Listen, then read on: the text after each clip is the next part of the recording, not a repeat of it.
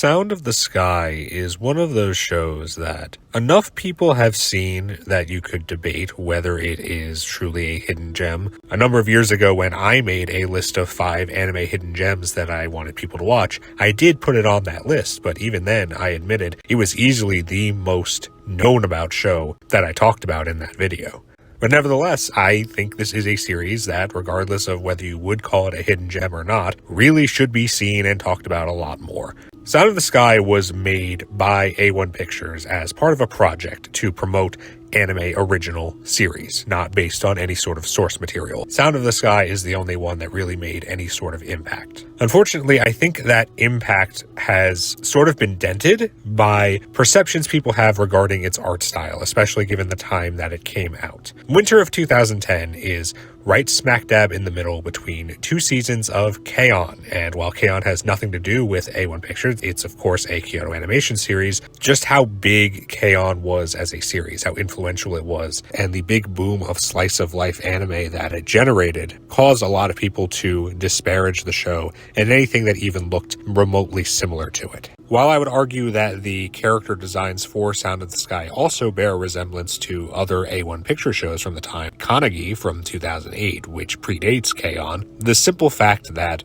it looks close enough to K-On!, and fact that the protagonist of Sound of the Sky, Kanata Sorami, wants to play the bugle, having that music element thrown in just makes everybody look at this series and think, this is just K-On! But in the military, and if you don't like K-On! And you don't like what K-On! Represented for anime in that period of time, in the early 2010s, then you are probably not going to be inclined to watch this series and give it a fair shake. And that is a massive shame, because regardless of what you think of K-On! And standard cute girls doing cute things slice of life series, Sound of the Sky is so much more than that. The world is not what it used to be, and the climate is steadily getting worse. Less and less of the world is habitable. But life continues to go on. Kanata Sorami is enlisting in the army of the Republic of Helvetia. The main reason she wants to do this is because as a young girl, she heard a rendition of Amazing Grace, and has long wanted to play the bugle in order to play that song herself. And because a lot of things about the world have regressed, and we're back at a point where the army would want somebody to play the bugle, this is the perfect opportunity for her.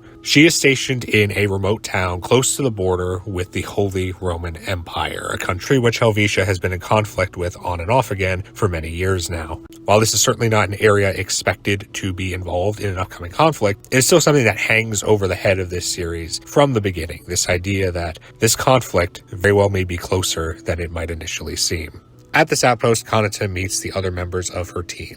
Felicia, the commander of the group, Kureha, who is very much so a tsundere, Noelle, who's quiet but also has her moments of outburst, and Rio, who very quickly takes Kanata under her wing because Rio is also a skilled trumpeter. Early on, the show largely does focus on these characters living their life in this town, learning about the civilians who live here, the different religions that have popped up in the wake of this great calamity in the world, the legends and hearsay about what exactly happened when the world got this way. And early on, because it is a little bit more episodic and slice of life-y, I understand where some of those comparisons to K-On! Come in, despite the fact that certainly a lot more is going on in terms of world building and eventual plot points. But nevertheless, I think the show very quickly establishes that there's a lot more to this world. This is not just some sort of vehicle to tell episodic stories. There is a point to bringing up these rumors, doing this world building, hinting at how the world used to be prior to this calamity, and making it clear that there is a reason why these characters are in the military. As the show goes on, the characters do have to do training exercises, and we learn some of their backstories, and it isn't all sunshine and rainbows. These are, especially in the case of people like Felicia, veterans of the military, and they have seen conflict, and those episodes are significantly darker than you would ever expect if your only impression of this series was K-On! In the military.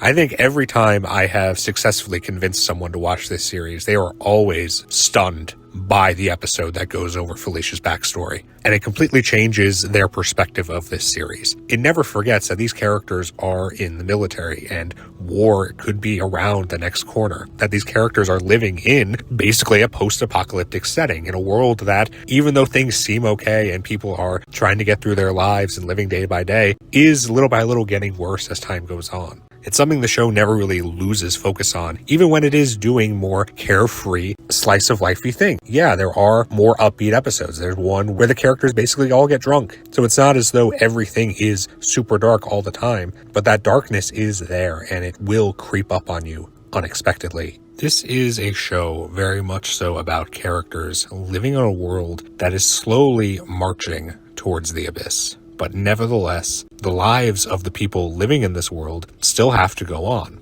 On the one hand, it seems like a optimistic view of this world that's had to deal with tragedy and Armageddon. Because yes, there is still a semblance of normal life. Yes, it is certainly technologically regressed in a lot of respects compared to modern day, but things don't seem so bad other than the threat of war with the Holy Roman Empire. And I should emphasize that, yes, they are the Holy Roman Empire, not the Roman Empire, but the show does make clear that things are not necessarily as great as they seem. But even though that's the case, these characters living right then in the here and now, they need to live their lives. And they have their passions and their dreams and their hopes and desires. And Kanata is the perfect example of this, because throughout the series, she wants to get better at playing the bugle. She wants to be able to play that rendition of Amazing Grace that she heard so long ago. And it's great to see her work towards it little by little. These characters, just like anybody now, still have dreams they want to achieve and lives they want to live. Not entirely upbeat, not entirely depressing, somewhere in the middle. But I think that makes this series all the more special. And I hope this video has shown this is much more than just cute girls doing cute things with a military aesthetic thrown on.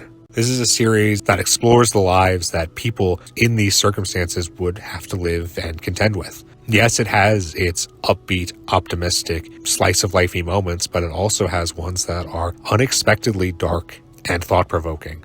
It's very rare that I've seen somebody watch this series and not be impacted by it more than they were initially expecting. They always get something more out of this show, out of the experience of watching it, than they certainly would have thought if they came into it just expecting K-On! In the military. This show is so far and away beyond that if you yourself have had that impression and have passed on the series for all these years because of it, I would strongly implore you to give it another look. I would love one day to be able to definitively say that this series is no longer a hidden gem. I'm not sure if that day will ever come realistically, but much like Kanata, we all have our dreams, don't we? Thank you so much for watching. Like and subscribe if you enjoyed, and until next time, take care everyone. Look forward to the next video.